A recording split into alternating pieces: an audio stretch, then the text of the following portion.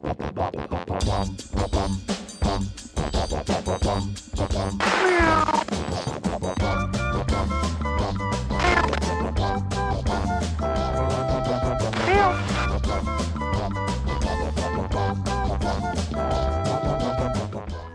welcome aboard. It is Cats on Guard. This is the podcast that's going to take you into places that you didn't know pilots and aircrew went. I am your captain, MC Howe. I will be taking you through this crazy exploration of all things that happen in the flight deck, in hotels, layovers, and elsewhere. Joining me, as always, is Rich Million. Co-captain Rich Million. Oh, sorry, I didn't want to insult you. Co-captain, my co-captain, Rich Million. Oof. We're going to be talking about all the kinds of questions that you might have. And if you do have questions, send them our way to catsonguard@gmail.com. Let's begin.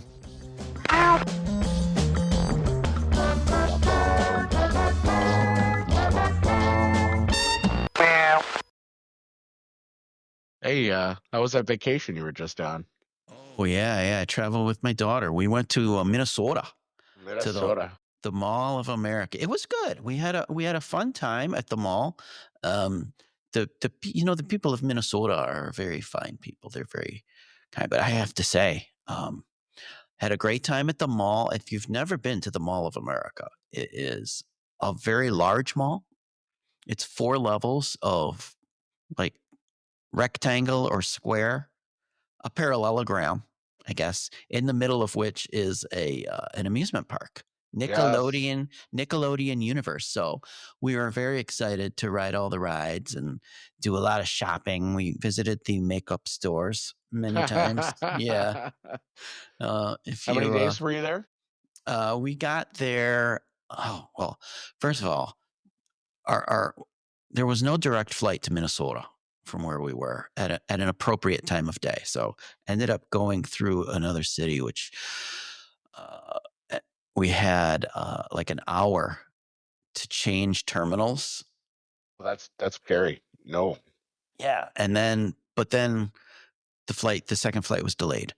And they kept delaying it, and they kept delaying it, and they kept delaying it to the point where I was like, okay, we'll get to the mall at like 3:00 in the afternoon, which everything is, still running till like 9. So that's plenty of time. I thought a full day and a half at the Mall of America. Plenty of time. I heard it was 3 to 4 hours, 3 to 4 days to get through that place. Like if you hit every store. Honestly, we didn't hit every store. In fact, I don't even think we got to every level of the mall, because it was very important to do things like ride the rides and buy the makeup. And then we went on like a 45-minute to an hour excursion to find plain gray sweatpants with no logo on the thigh. Boy. Yeah, it was something. But it was good. Now, we stayed right there. Now, I need to back up and go back to our hotel complaining episode a little bit. Ooh, yeah. Which one did you get? We stayed at the Radisson Blue, which is attached to the Mall of America. So you don't even have to go outside. Cool. Which is nice in a Minnesota winter, and it's like spring. It's like the first day of spring when we got there, so it was like 50 degrees. But we never even went outside. But I will say, Radisson Blue. Everyone else complaining about these hotel showers that don't have a door. Yeah, we got that one, and which was disappointing because when we looked on the website and booked these rooms, they had these really big bathtubs, deep bathtub with these bath salts and all this stuff. Yeah, we didn't get that room. We got the no door room, and again, the bathroom door where the light switch is on the outside of the bathroom, and the door has a window. So middle of the night, somebody needs to go. You are blasting that light onto your sleeping partner. First world problems. Oh, so well, and it got worse because at one point they had an A&W. Actually, they had a couple of A&W restaurants in the mall. Really? Yeah. 2 in the same mall? Well, it's not. It's like, I don't know how many Bath and Body Works I walked past, how many Lids, baseball cap stores. Yeah. Oh, you're all about that. You at least 3 of those. You need a new hat. I know. Well, the root beer. So my daughter loves a root beer float. So we go to the A&W. She orders the root. You ever had a root beer float? Oh, yeah. I'm going to tell you how I make one. Okay. Scoop or two of ice cream goes in the cup or the glass. Then you pour the root beer on. And you wait for it to float up. Mm-hmm. Yeah. Mm-hmm. Because that ice cream has some sort of a chemical reaction with the root beer, and it creates so much more fizz and foam. Well, the A&W people, they fill the cup first with root beer all the way up. And then they put that plastic dome lid that Yeah, has a like the tiny Slurpee little, cup. Yeah. yeah, like a Slurpee cup. And then they try to pour the soft serve. And they use soft serve for theirs. So they try to pour that soft serve through the tiny hole in the Slurpee cup lid, and it doesn't fit. And it runs down the side, and it doesn't even touch the root beer. It was just such a disappointment. We spent we spent half of our lunch break, first of all, looking for a seat because the mall, you would think, all right, it is spring break. I would think people of Minnesota would want to go to where the warm is, but when it's always 72 inside the mall, that's the warm spot for That sounds Minnesota. So awesome. Isn't yeah, it that was so? not bad. Isn't that the place where they're like the Mighty Ducks movie when they were like rollerblading through roller coasters and going on ride? They cut Oh, school to go there, I think. I never saw that movie, but I Oh no, because we can't be friends anymore. We The can't be Mighty friends Ducks are of Anaheim. That's No, California. no, no, no, no, no. That's the hockey team. Right, based on the Yeah, but movie. okay, I'll give you that. I don't know. I didn't see it. I'd be interested to watch that. I will say, bringing up the roller coasters, we had a great time riding the rides. There was one moment we got in line for one ride, and there was really like nobody in line for this ride. So, but you still have to walk through the queue. You know, you still have to go to one end, make the turn, go down to the other end, and so we're doing that. And another dad and his kid decided they weren't going to walk through the queue. They were going to hop Oh, across at the front. right in front of us. And I said, are you serious, dude? You're cutting us off. You're skipping ahead of us. And we had a bit of a moment there that I thought could have gone a little bit sideways. I Oh, will I would say. love to see you throw hands. Oh Um, my. I'm not gonna throw hands though. Come on. Well, everyone does it. Wait, okay. So the pilots aren't allowed to throw hands, but like passengers and the gate agents and everyone's swinging around, right? Like you can't throw hand. Well, you're not at the airport. You're in public. I get I'm it. in public and I was wearing regular clothes too. So I could have thrown hands, I suppose, if I wasn't there with my 11-year-old and this guy with his 11-year-old. Do we both need to be that way in front of our kids? I say absolutely not. So I I had a say few. absolutely. Set an example No, that that's not acceptable. I set That the guy's example. kid won't ever do that I if he set the gets laid out example for by it.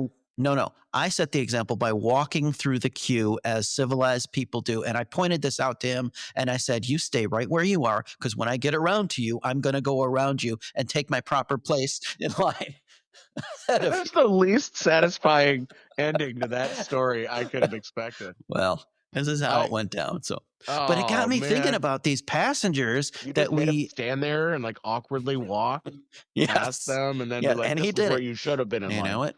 And he did it. He waited. I did He too. took his lumps, but it got me thinking as we here at Cats on Guard deal with passengers all the time, and passenger behavior has become a thing. Have you noticed? Oh yeah, absolutely. But that's not just passenger behavior, that's societal in general. And that's a whole nother topic for a whole nother. Ugh, let's keep it aviation specific. How about that? All right, but I just don't understand it because people, we've talked about it before. When you come to the airport, you tend to check your common sense at the door, right? That's security, right? Like right Yeah. before TSA. Yeah. Even before, yeah, before. And I don't get it because it's such a pain in the ass. It's such a hassle to plan a trip, to pay good hard-earned money, and these things aren't cheap. And we didn't fly for free to Minnesota. Oh no, not in the middle of spring break when everybody's. I bought Yeah, tickets, that's a good and call. you spend all that money. You pack a bag. You travel. You pay. Traveling is a pain in the ass. So when you get to the airport, why then do you turn on your worst behavior? Because you know you're just going to end up ruining it for yourself and your group. All right, let's preface this with the majority of people are not this bad, but it certainly increases the ratio from outside the airport to Yeah. inside the airport. It's Yes. not, this isn't like every person in the airport's dumb. Like, no, this is not what we're saying. We're saying it brings out the worst in some people. And these people tend to stand out in a crowd. Well, of course they do. It's an airport. It's people watching I Central. mean, we've seen the fights, everybody's got a YouTube in their pocket. Did you We've see the one seen these. last night? Um, No. the family is at the gate, and they were behind a couple people in line, and it crossed that 15-minute prior to departure point, and she's getting her live streaming out like, "Look, they're giving our seats away. They're giving our seats away." Oh, jeez. And that's a tough call. Like, I know, you're supposed to be there and checked in 15 prior, right? But like but they were back in the line some, but they were being respectful by waiting in line. So now I'm in this conundrum. Like, do you push to the front and be like, "I have confirmed seats. These are my seats. Don't give them to a standby because I'm actually here." Yeah. Or do you do the right thing, wait in line in your turn, and then when you get there, you get screwed out of your seats because you didn't get to the counter fast enough. And who knows why that is? There could have been traffic. They could have got held up at security. They could have misread the time on their ticket. Who knows? So the mom was irate, dad was a little less irate. I mean, to the point where the cops came, right? This is why we're talking about this passenger behavior. The worst part, the gut punch at the end. You hear a little toddler's voice, "Mommy, does this mean we're not going on our plane?" Oh, no. And then the video cuts out, and you're like, "Oh, I don't know where they were going or why they were going there. Mom just got the cops to come." Like, You know what? That's awful. I'll tell you a story. And I was flying the plane one day and we were, 20 minutes from closing the door or something like that. And a lot of these airlines, they really, really got to push to close the door early. D10, Yeah. D10 door. Yeah. Well, we're pretty well boarded up, and we got word from the back that there's a family back there of like 9 people, or I don't know, family of however many. Well, the dad, I guess, had to go use the restroom during the boarding process, so he's in the airport terminal. Up before the gate. Oh boy. Family gets on the airplane. Now the gate agent, she's ready to close the door. And I said, wait a minute, we got a dad that didn't get on the airplane. He's here. Yeah. Well, if I let him on, then I got to let all the other 9 people that I didn't let on the airplane. Tough Okay. call. Is it though? Because are we in the customer service business or are we in the on time business? Okay, so that's a funny one because are there seats for those 9 people? They should get on. There were. So let them all on. God forbid you do the job you were paid to be here to do. Well, interestingly, I discovered a delay that allowed all those people to get on just in the nick of time. Yeah, that's your special captain magic to make sure that it hooks people up. Well, captain What? decides when we go, don't they? And we didn't Absolutely. leave. We didn't leave late, by the way. We still left on time, Yeah, if they not just want to early. click their button at the minute they're supposed to click their Yeah. button. Yeah. Yeah. Of course, I am the guy that was accused of pushing back 1 minute late just to spite the gate agent. So Yeah. who knows? Who knows what happened that day? Well, what was your special captain magic wand that you waved? I said, let the guy on. Oh, I think that was what it was. okay. Yeah. Let the Bingo. guy and the other 9 on board. We got seats for them. They all bought a ticket. Let's go. Nice. Yeah.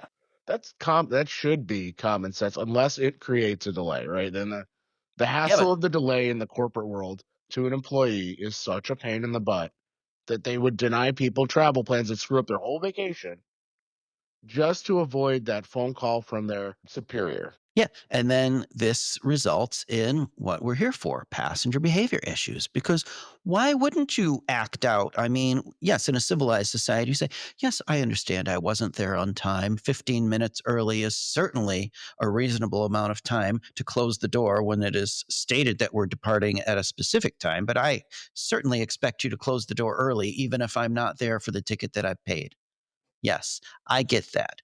We then throw out all sense of decorum and fisticuffs begin and people call each other names. And here we are talking about it. But Well, now guess what revolutionized this? I'm sure this happened plenty in the past, but now we have these little recording devices in our pocket where we can put it live for everyone to see. And so it's a means of shaming the other person, the employee typically, into behaving or yeah, doing what you want.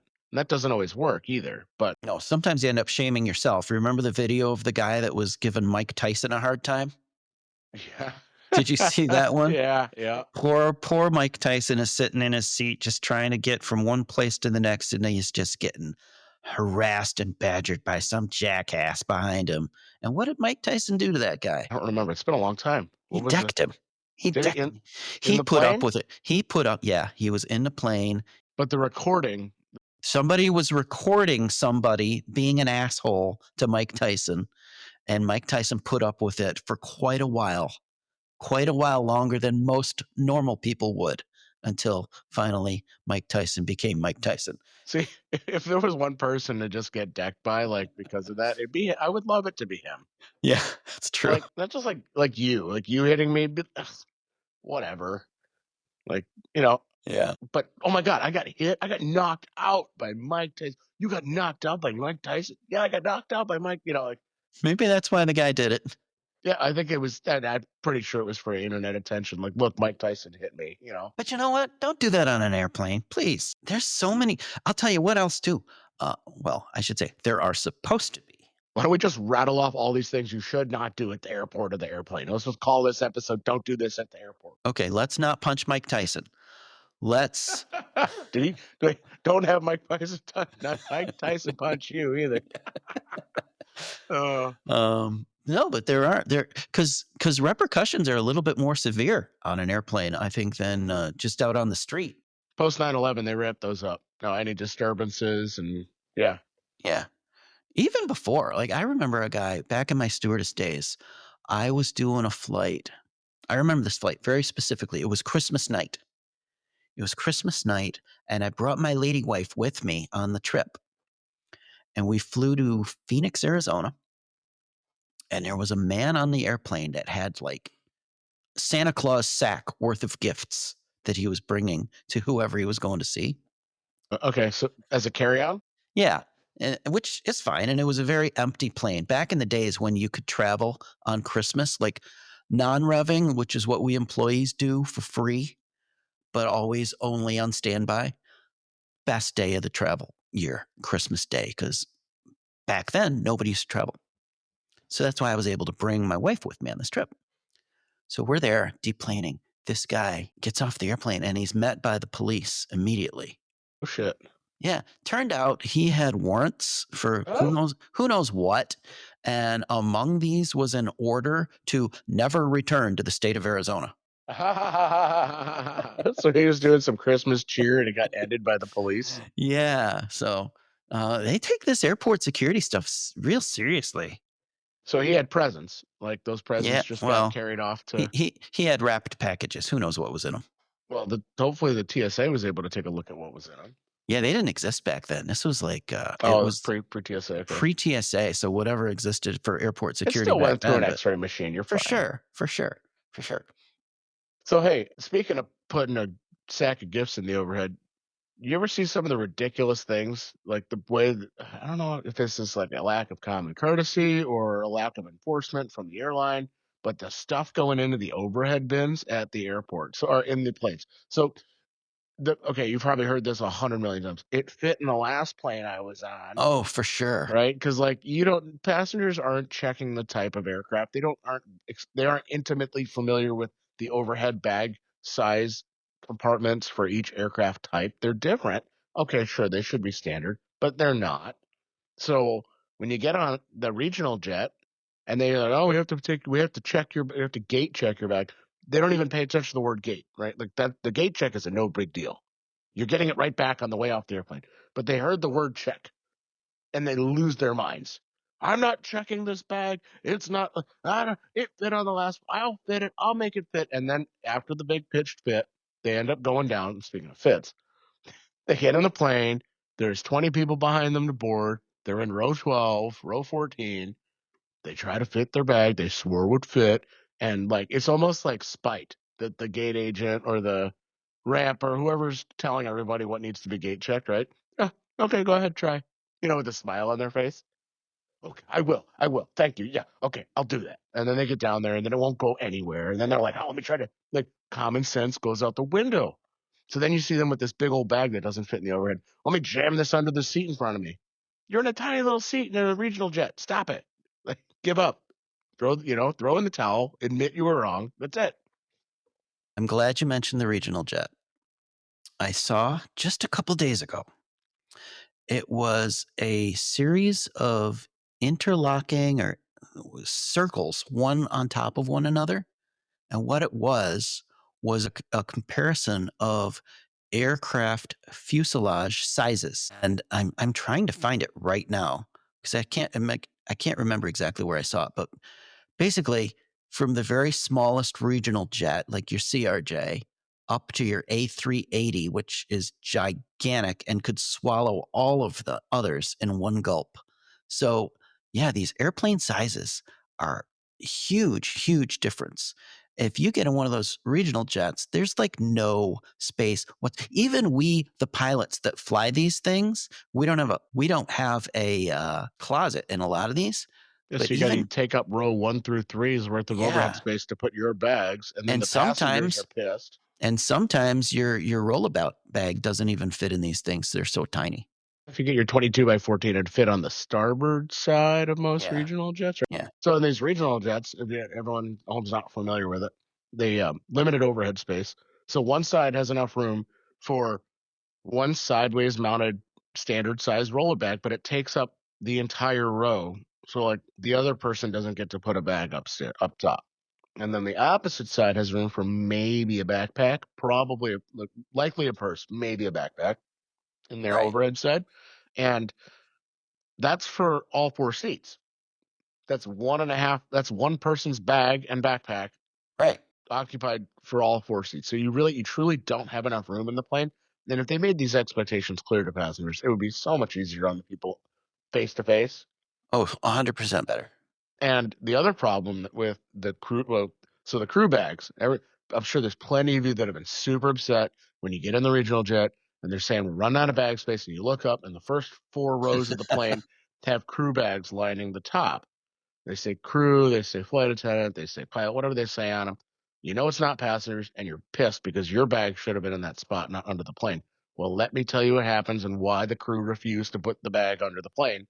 Because we fly those planes will fly sometimes 6 legs in a day with that crew in there, and you are bound. And I'll tell you multiple times per week if you let it happen that if you put your bag in the belly and put do not remove from the plane, it will get removed from the plane. Somebody's not going to be looking. They're throwing bags as fast as they can, and your bag will be in some Wait a minute. city. You're telling me crew bags go under the belly? No. I'm saying if crew did, this is why the crew leaves their bags up top in the overhead, taking up the first 4 rows worth of overhead space, unfortunately, that the passengers would like to have used in row 1, 2, and 3. Or maybe the back, right? In the bigger airplanes, the crew bags are in the back or the middle, or who knows where they put them. They could be scattered among. But we don't want to put them in the belly because they'll get ripped off without our permission, without our knowledge, and we will take off for the next destination and not have it. The other problem with putting them down there is say that we have the do not remove stick. Maybe they don't remove it. And then when you need it removed, it's not going to get removed. You're just switching planes. You're heading off to another destination. You need your bag back. Anyway, it's just too confusing, so we have to take up that overhead space as crew. Well, so we're over on the overhead tab, right? There's crew bags, there's overhead rules. Like, everyone says a one carry-on bag and one personal item, right? The carry-on bag goes in the overhead. The personal item is supposed to go under the seat in front of you. The etiquette is if after boarding there's plenty of overhead space, then once you get up in cruise flight and the seatbelt signs off, you can move that bag back to the overhead. Don't be taking up space in the overhead with your backpack until everyone else with an actual bag has common courtesy, because the bags can't fit under the seat, That's right. the suitcases. The backpacks can go up after if there's room for it. And there's usually a little box or some sort of a device at every gate before you board the aircraft, and you can check your suitcase and see if it'll fit. And if it fits in this thing, they've usually got one for the under the seat area and for the overhead. So you don't have to get on the airplane and make an idiot of yourself and say, I didn't know it was going to fit. Like the guy who cut me in line that said, I didn't see you. Like, look around. There's like all the signs in the airport that are going to answer your question. There is always something. Look for it. Open your eyes, folks. But you're in Minnesota, right? I was So in Minnesota. you're in Minnesota. Like that line queue thing you did, where it was like an empty queue, just sounds like the most Midwest thing that I've heard. Like, It's I get it. It's like going to a bank and you're the only one in the bank and you still follow the ropes all the way through. that's a Midwest thing. Like in New York, they tear the damn things over and walk to the desk at the front in the bank. Well, well, you know what the other problem? Yeah, well, New York has never looked west to see that there's anybody else besides them That's also. true. That's true. Let's move on. Let's move on from bags. Let's talk about rules. Let's talk about the rules on the airplane and how that why they exist and why they should be followed and how they should be followed. And just because as I was flying on this trip, uh, I was in a middle seat on every leg, um, and going to Minnesota, surprisingly crowded. Like people are going. Maybe it's at the end of spring break and people are going home. I wouldn't have expected as crowded as it was. And I get the middle seat. So there's my daughter's in the window, and there's another passenger sitting next to me on the aisle. And this woman immediately goes to sleep. She pulls the hood down over her eyes and she lifts her feet, her heels of her feet up onto the seat. And she's Oh kind of like yeah, it's super hugging comfortable for those herself. people. Is Yeah, that super comfortable? for the people that can do that with their bodies, I can't. Okay. And I watched her actually take the seatbelt and she undid it from her. Yeah, she wrapped it around her ankles as she was holding on to herself, hugging herself in that position. And she stayed there.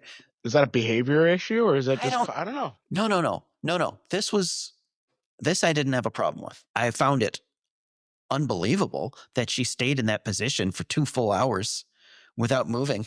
I've seen this. I know I what don't you're know. talking I about. don't know what happens to the human body I don't if it think does that. after 30, I don't think you can do that anymore. So I'm going to assume this was a younger woman. You know what? I didn't get a good look because she had that Yeah. hood pulled down. Well, she's Here's wearing a hoodie. There's a start to I kind of see the type of person that does this already, and I feel like it's a socks and flip flop or socks and Crocs kind of person. No, she was wearing regular shoes. Here's where Okay, I had the issue. so regular shoes are on the seat though. Yeah. Yeah, that kind of rubs me the wrong way. Of all the things that touch those seats. Okay, fine. When they come around to prepare for landing, she finally gets out of this position. And this is when she pulls the tray table down and lays down on it to continue her nap. That's the one thing you're not supposed to do for landing. That's exactly right. Like you could have stayed there wrapped up in your seatbelt. It would have been totally legal in that weird crouch contraption. That's why I bring this up. Why are we not allowed to put the tray table down for landing? Do you know the reason? Go ahead and tell me you were a flight attendant. The reason is because if you are in a row with other people, I suppose if you're at the window, it doesn't matter.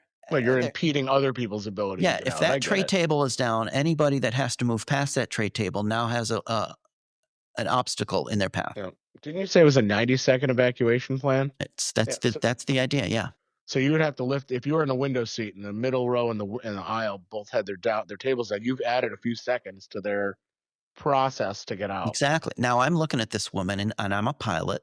I'm not in uniform though, and I'm traveling. I'm traveling on a paid ticket as a regular person.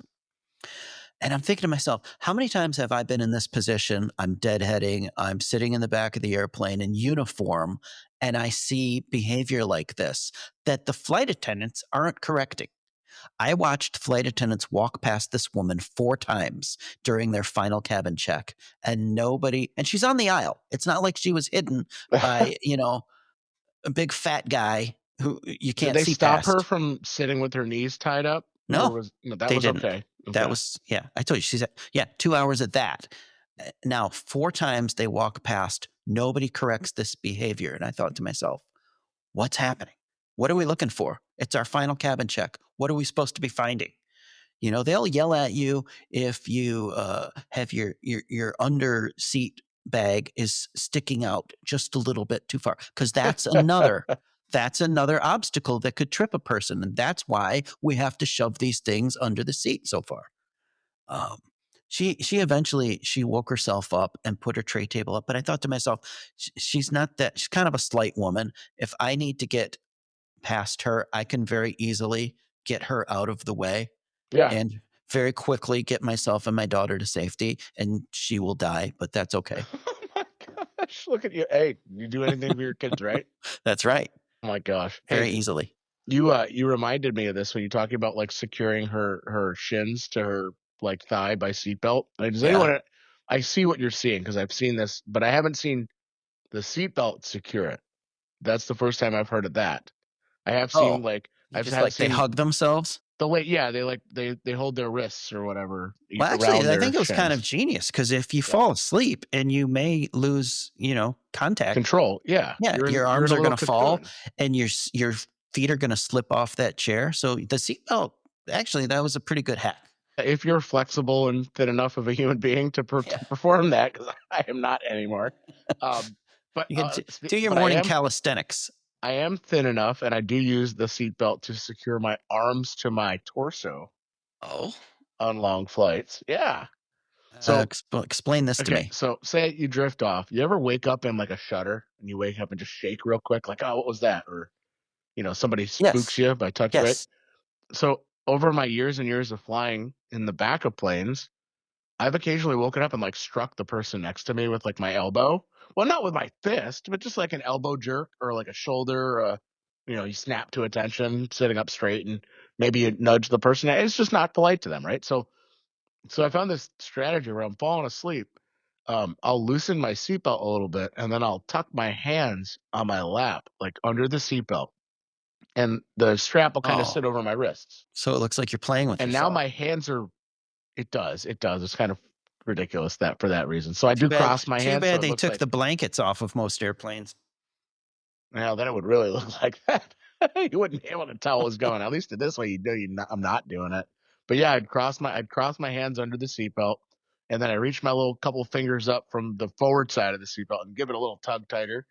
And then I'm all snug. Like my elbows are tucked in, my arms are tucked. I'm tucked into myself. And I have put a blanket over myself, like my jacket, Yeah. like Okay. I taking it get it. off and laid it over. Yeah, but I like the seatbelt restraint. That was good. Like turbulence, getting jolted away from sleep. I'm glad you brought that up. Turbulence. Oh yeah, Wh- yeah. Why are we wearing the seatbelts in flight? Because what are we gonna, you wear one in your car in case you crash into another automobile, or you drive across a curb, or what? Yeah, the seatbelt's not going to save you if you hit the impact the ground at 600 miles an hour. That's not going to save you. It's not for that. I don't know about that. You're probably right, but turbulence, absolutely. You could get thrown from your chair. Your stowed baggage that is not so well stowed could become a flying projectile and move around a cabin and bash somebody in the head. The other thing that drives me crazy is when we land. As soon as you land, you hear the clicks, all the clicks of the seatbelts Like, where are going you off. going? Where are you going to go? Yeah, everybody's clicking their seatbelts off. When do you think is the most likely chance that that seatbelt might save you in an airplane?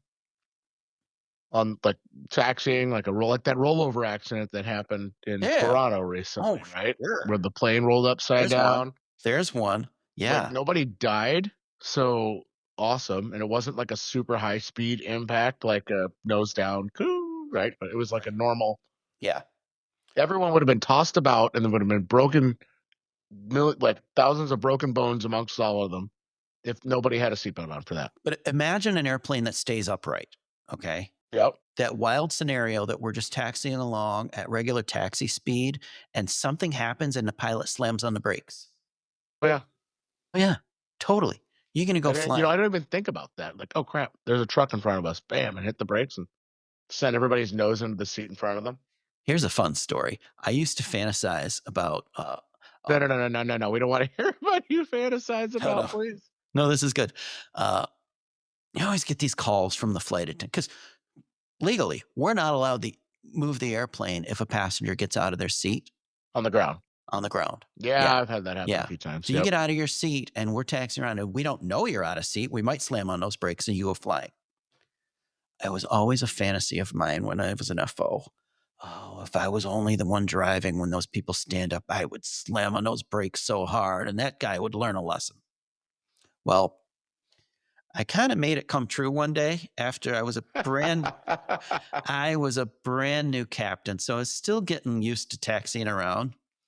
And I had heard the flight attendants over the PA because, sometimes a speaker. Please sit down. We are Yeah. taxiing. Yeah. Well, I was coming to a stop naturally anyway. I guess we weren't quite all the way stopped, when I set the parking brake. Let me tell you something. Nice. That airplane stops. What And, happened to the passenger? well, the flight attendants called me up and thanked me. I say, They said, actually. "We've been wanting somebody to do that for so long. Thank you, Captain." Oh, so Uh, hey, and folks at home, like the brakes are in the airplane are kind of like your car. In case you're wondering, how do we stop these planes? Um, they're toe brakes, so we have two rudder pedals that move their nose of the airplane left and right. with our Um, feet. with our feet, yep. And you push them on a track, forward and back, kind of like a treadmill almost. And if you put your toes at the top of those, it'll pivot the whole pedal forward, kind of like a Kia gas pedal. I don't know if you some of these cars now have the gas pedals that are hinged at the floor, so kind of like that. So we can press our toes on the top of the pedals, and that'll put independent brake pressure on each wheel. So the left rudder pedal, when you put your toe pressure down, actually only applies brakes to the left wheel, and then your right That's pedal right. has the right wheel. So it's not like one brake pedal like in cars. Um, so you can differential brake. You can like help turn the airplane by holding only one brake and letting the other side kind of creep around. Um, I did, but here's where this parking brake story made a lot of sense to us, but maybe not to you at home.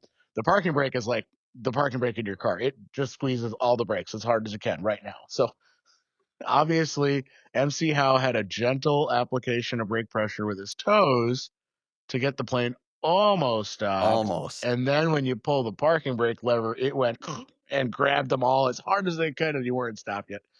Oh my! And I can see it, and oh, I feel it in my bones. I'm so happy you got to do that. I am I'm too. super I super am too. jealous. Oh my Bucket gosh. list item. Well, you can't do it in the air like when the kids are running up and down the aisles like wild. I don't know if you ever heard one of those. Like, Oh, have you yeah. been in the back for that? Sure. Or like, you know, you can't like hit the brakes like that and make. I don't want to talk about hurting kids, but like they'd learn their lesson, right? If they get bounced around a little bit. I mean, I guess we could shake the controls. We could take our, That's not. joystick and move it back And and then they'd forth. spill 200 drinks all over the place. I got a better idea. Hey, folks, tell the kids to stop. If they don't stop because they don't listen, just stick your foot out in the aisle next time they come running. That'll Wait, teach are them. you gonna trip someone else's kid or your own? Someone else's. I suppose. You Sure. ask them nicely. I mean, okay, it depends on what age, right? Certain ages they don't understand or they don't want to listen to stranger danger things or whatever. But like, if they're, I don't know, let's say 8 years old and up, and they're just making a ruckus, like toddlers are hard to like, you Yeah, know. but then the problem is you trip the kid and he goes flying into somebody else, and then you gotta Uh, Fine, I then you take it gotta all back. The liability culture. You're you right. need Don't to put your get your feet out. Don't. kid and shove him under the seat in front of you or in the overhead bin where they belong, and Absolutely. there you go. Yeah, That's how we deal with rowdy kids on planes. You know what I super appreciate? tell me. I I love when babies on planes sucks, right? But like when the parents know that it's gonna suck and they preface it, it just removes the sense of entitlement, right? Like we're sorry, we're doing the best we can. Like you know what? Go be as loud as you want now. You're aware of it. That's all it takes for you. Just be self-aware and understand, right? That's all. But it's the It people that have the entitlement to like my yippy service dog or whatever they want to call it. It's not a service dog. 90% of the time. it reminds me of the dinner we had last night at the Rainforest Cafe in the Mall of America. Oh, you went to Rainforest. I love that Oh place. my god, you've been to this place? Oh, All there's right. one by where we live and we love it. If listener, if you have never been, and maybe you're the kind of person that digs this, and it's fun for one meal. It is a jungle that has been built inside of this restaurant. There are trees and animals. There's gorillas and elephants and tigers and parrots and Thunderstorms. thunderstorm It rains in there. It every rains. 15 minutes there's a thunderstorm, and it's so loud and the noises never stop. The jungle comes alive and the jungle never sleeps, and you're in this thing, and I'm like, if I was in this place for one, if this was my job, Oh, no, no, no, no. oh, I can yeah, I put up with it for one meal, and then like every 10 minutes a server comes out of the kitchen with this volcano dessert with just this giant 2-foot The lava tall cake. lava cake with a Yeah. sparkler sticking out of Yeah. it. And every time they come out with one, they go, volcano. And and then there's a birthday every 10 minutes and there's clapping and then the thunderstorm All comes right. back and then it's So it's like, obvious you don't like noises. You're not into constant, loud, obnoxious noises. I like the quiet. Yeah. Yeah. Yeah. Yeah. Well, That's I'll one tell of the you what. things that's one of the, I tell you that I've complained about in the past flying with an FO who won't talk. I'm going to rethink that now. Here you go. I tend to run my mouth quite a bit. Yeah. I Kids can on the get pretty plane, chatty. crying babies, talking people, talking loud to each other. Oh, the speakerphone The conversations? speakerphone conversations again with the speakerphone. People, put the phone to your ear or don't have the conversation. We don't need to hear it. Or how about this? Put it down at least during the flight attendant's safety demonstration because there's important stuff that they're telling you. Stuff that could save your life. Stuff that if everybody on the airplane listened and adhered to would result in a 90-second evacuation. And then what do we have to say? Like, I agree to follow the Oh, rules in the emergency. Like, well, not everybody has to say that. That is special for the people in the emergency exit. What is the emergency exit? The emergency exit is those rows of seats, uh, usually along a wing, because that is where you most would hope emergency.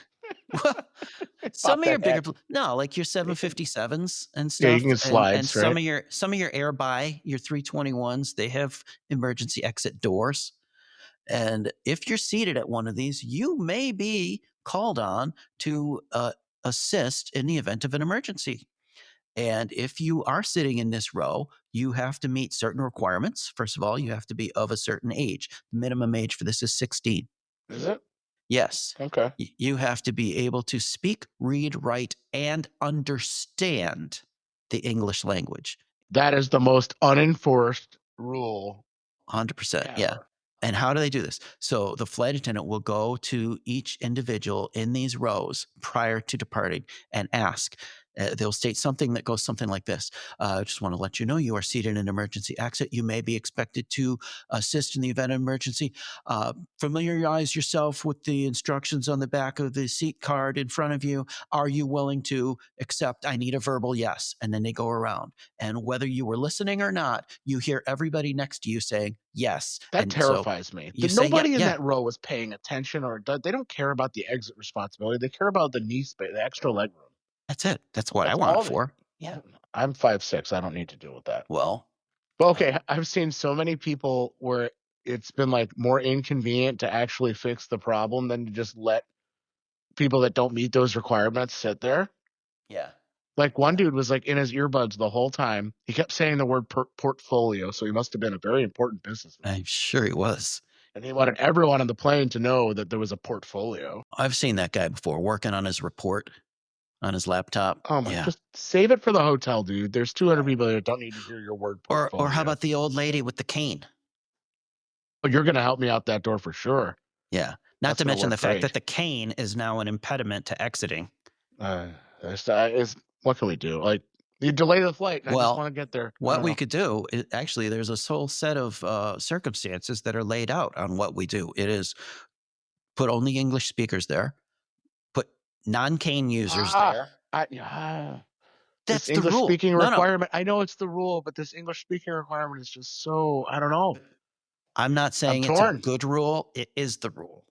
We have to enforce the rules as they are written because Okay. otherwise the world becomes chaos and people cut in front of line and you find yourself on the spinny roller coaster staring at your nemesis. Yeah. Oh, that's true. No, but dude, you've done flights outside of the U.S. Like, is that a rule outside of the U.S. too? Like the If you're on people a in, US carrier, it is. even if your plane's full of Japanese people speaking Japanese. I know. It's a weird thing, but that is still the rule. If you're on a US carrier with the tail number that starts with the letter N, as in Nancy, is it Nancy? November. Oh, stop it, Nancy. Drive me nuts. Did I ever tell you about that? Because we're very familiar. We're very, very familiar with the phonetic alphabet. And my doctor lady has a new office, You and know what it is? I'm a negative Nancy most of the you time are. with trouble. That's where the Nancy part comes in. Well, Yeah. listen, look, I know phonetic. I speak phonetic. I cannot do folks that know phonetics, Alpha Bravo Charlie Delta Echo Foxtrot Golf, etc. Like that military speak. And listening to these people on like medical insurance calls and like doctor's office calls, like, it's M as in money, O as in orange, and Nancy. And I'm like, oh my God, Mike Oscar November Echo Yankee. Come on, just say money. Like, what? And they do it with the weirdest replace. Anyway, sorry, I'm going on a tangent here. That's not a passenger behavior. That's a different topic for a different day. But hey, how about some of the outfits on the airlines? Those are starting to get locked down too now. Oh yeah, there was a time when I was trying to get everybody convinced we were getting new pilot uniforms. This is when my kids were wearing these and your kids are young. They may the flippy sequins Yeah, that yeah, yeah. they We you went have a through that phase of design. my yeah. Yeah, you flip the sequin and it changes the color of the design. I was trying to convince everybody that we were getting these for our pilot costumes, like our shoulder boards would be flippy sequins, so you Oh, could sequins, yeah. change the color of your stripes all the time. And That'd be cool. is that Actually, the that kind sounds of like an amazing idea. isn't that awesome? Is that what kind of outfit you're talking about? No, no. I was talking Oh, about passengers getting kicked off for having offensive oh, words on their clothes. Or like you're going to an airport. Again, common courtesy, common sense, people. Like, I want to get too far into politics, but some people have made their political choice of president their entire identity. we're gonna have a whole political No, issue okay, one day, one we'll do day. that. But some of it like means that you're opposed to the other guy or gal, and so you have this F word with their face under it or something like, and you're like, I got to tell everyone that I don't like the other person because I'm a big fan of President Camacho, and he's the only one I like. You know who that is? That's very important in today's society. Do you know who Yes. President Camacho is? Was he the head of the boxing union back in the 80s? Macho No, no, Camacho? no. President Camacho is the president in Idiocracy, which is Oh, pretty much a documentary now. I thought that was thousands of years away when I saw that movie. No, that No, was now. That's no. now. Oh my God. They were so on the money. Yeah. So If you so if you anyway, haven't so you have seen it, the folks, Idiocracy. Highly uh, recommended. documentary. Well, sorry, Not sci-fi turned documentary. yeah. So anyway, they had their offensive shirt, right? And then what do you, like you're going to offend people because you wouldn't buy that you're trying to upset the other team. Or I'm not a political person. And this is what I was talking about before. When you make all this effort to plan this trip, to spend the money to come to the airport, to deal with security and travel, the hassle that it all is, and then you're risking it all with your own stupidity. Yeah, I need this shirt to tell everyone whose side I'm on. And then Hmm. someone's going to get upset because they see it, and I'm going to fight with them in an airport. You're going to miss your trip to Disney, is what you're going to do, Donald.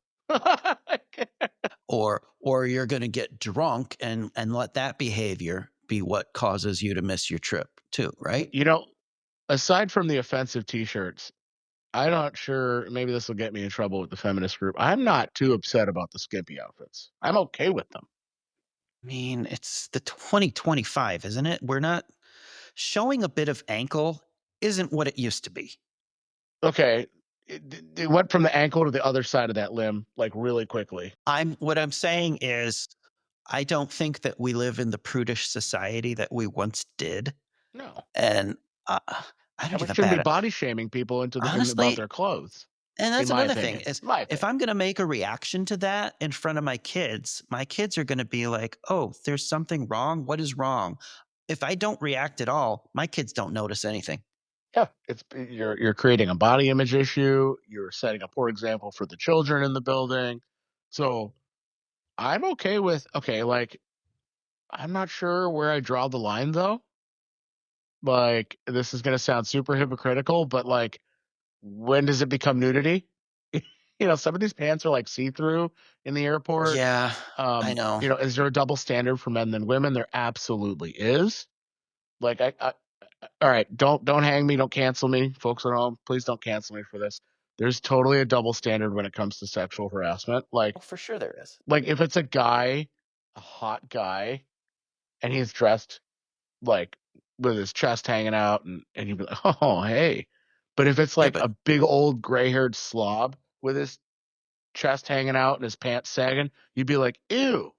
It's a double standard. It's a pretty it people is. rule. Well, here's the interesting thing, though. There are two sets of nipples in the world. There's a set of nipples you're allowed to look at, and there's a set that you're not allowed to look at. So who do they belong to? That's when it becomes a thing. And then if you're breastfeeding, it all goes out the window. That's true. That's So yeah, that was a big argument, well, not an argument, but a big topic for my wife and I because we were huge advocacy for, I children and remember. babies' rights in the airport, Yes, I breastfeeding remember that. rights. Um, I'm a huge advocate for changing tables in men's rooms nationwide. I think Ashton Kutcher leads the big movement for that. Uh, Well, guess what? what? Half of all parents are fathers. Oh, well, yes. Traditionally, though, like you never put the changing table in the men's room because dad doesn't change diapers. Well, that's so different now. I mean, like it's flipped 180 That's because degrees. dads don't parent, we babysit. Oh, that's another. Okay, this gender stereotypes. We're gonna have another episode. Aviation related gender stereotypes will be an episode in the future. Done. My wife went out of town on a little trip last week, and I'm home with the kids, and no one said this to me this time, but how many times has this happened to you? You're home with the kids and, "Oh, you're such a great your dad's babysitting? Is that what's I happening? hate that. Oh, you're such a good dad taking care of the kids like that." Doing what my job. Like, okay, yeah, I might not be as good at it as mom, but I I'm. call it parenting. Yeah. Yeah, I know mom's better at. It. Mom's always better at it. That's like in our DNA to just be the more nurturing person, right? Was told yesterday that I'm a better, shopper than mom, and I think the reason is that I More spend more direct. money. No, I Oh, just spend more money.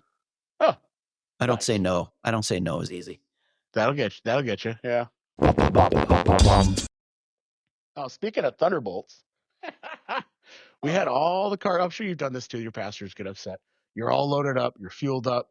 Your engines are running. You're ready to go. And there's that big, ugly thunderstorm rolling by, For right? sure. Oh, for sure. We don't take off into it. We just wait like 20 minutes. It'll be Why gone. not? Are we pansies? Let's fly into the thunderstorm. We're instrument rated, They're not microburst rated. lightning strike rated. Like, yeah, Oh my gosh. So we're sitting at the airport somewhere in Mexico and we're loaded up, ready to go. And there comes that big giant thunderstorm cell. And you can see like the stalk of rain coming down from it, the big black ominous shape. And it's moving. So it's gonna be here before we can taxi. So we just, hey, let's just go back inside, close the plane up, shut the doors so it doesn't get wet in there. Or we can sit in the plane. Either way, it doesn't really matter. We just need to get out of the elements. And in like 30 minutes, it'll be on the other side of us and we can leave. So that's I easy. call. I know it is so easy, such a safe What's decision. 30 minutes in the course of a Oh gosh. Well, if you said that in your passenger plane, you'd have half the hands going up. I'm gonna miss my connection. You would. You would. But you know what? You'd have the other half saying, thank God I didn't want to, I was scared to death of flying We through want to that. risk our life for the Yeah. connection. No. We want the wings to rip off because of the connection. Anyway, the airline shouldn't let you book a plane with less than an hour between connection. Period. Anyway, um, cargo. You'd think no big deal, right? So I get a call. Where are you guys? Not in the air because I'm answering your phone call. That's right. Why haven't you left? You're supposed to have left 10 minutes ago. Well, there's a thunderstorm. You could see it on your weather camera computer, right? Yeah, but you're supposed to leave 10 minutes ago. Not going to take off into that. So I'll let you know in a few minutes when it's gone. 20 minutes. 20 minutes. 20 minutes is too much. You got to get ready. You got to be moving the minute that it clears the airport. You got to be moving. We're going to leave when it's safe to leave. Like, I'm not going to delay out of spite like some people on this podcast. I only ever did that once, unproven, unfounded. but when you're sitting in the comfort of a desk in an office and it's a beautiful 72 degrees and you're not out there in the field with your life on the line, it's a lot easier to say, get moving. Customer says, what's going on? They want to know why you're late. Yeah. Or, you got a family of 6 trying to get down to Cancun for their spring break or, just any number of reasons. Plan for Just delays. And then if you're early, you're take it. early. You know what? Go drink a nice glass of cold chocolate milk, relax yourselves, think about you're doing something amazing. You're going on vacation. Okay, it's inconvenient to be a little bit delayed. That's fine. But you know what? All of these things exist to get you there safely. And you don't know what they all are, but we do. And that's why we're here. instead of Yep. you. They pay us the big bucks to keep everyone alive. That's right. That's why we have all these rules. That's why you got to take off with your window shades open. I No, know. no, With no, the no, no, no. bright Why? sunshine. Why? Why? I'm going Why? to tell you why. You want to hear the why? Oh, I want to leave the damn thing closed so I go to sleep. I understand that you do, but here's the problem. If you're in an airplane, and this applies on landing as well, if your airplane should happen to flip upside down during landing and you don't realize it because your seatbelt is so snug that you're still in your perfectly seated pose and you don't realize that the floor is Man, now the ceiling, you look outside man. that window. When you look outside that window and you see upside down buildings in the distance, that's your trigger that something has gone amiss. I wholeheartedly think that that is a ridiculous reason. No. You telling me that gravity, while you're upside down hanging from your seatbelt you allegedly put on, is going to not be the reason you understand that you're upside down and that the window with a visual cue of the horizon and smoke and flames everywhere, that window shade's going to be the reason. I'm using a moment in time, current state of the Oh, yeah, media current events. story. Yeah, Sure, yeah. yes. If there's smoke and fire right outside your window and your shade is down, you don't see it. There you go. That's a legitimate boom. That's the reason. That's the reason those window shades have Don't to be go open that for way. takeoff and landing. If Okay. you land in the water and you see a fish swimming by, you know Don't exit that side of the aircraft. that's exactly window shades open, folks. Oh my gosh. There are reasons for all these. Believe it or not, there are reasons for all of these rules. Isn't that scary, though? Didn't we say, I think I said this in previous episode, like every aviation rule is written in blood. Somebody died because of something, and then we made a rule to make sure nobody else, well, we try to have nobody else die because of that thing. And that is why we here at Cats and Guard are trying to explain it to you folks, why these rules exist, and point out some of the dumb things that we see. Or here. Yeah. But you be so dumb. Go on vacation. Be dumb when you get there. Yes, yes. But in the airport, just be orderly, good citizens of society. Yes, in the Say please and airport, thank you. Say in a roller excuse me. coaster line, Yep. Help that mom with at 4 kids flopping out of her the stroller. Rainforest Cafe. Just be quiet and Don't behave. that never happened in the Rainforest Cafe. Come on, MCO. Oh. Oh, I'm gonna go be MC House somewhere else. I'm home for vacation. I'm gonna go lay in my nice quiet bed. Enjoy and your take vacation. a shower with a door. I'll catch up with you in a week or so. How about that? All right, that sounds good. Captain Richard Million. See you MC later. Howe.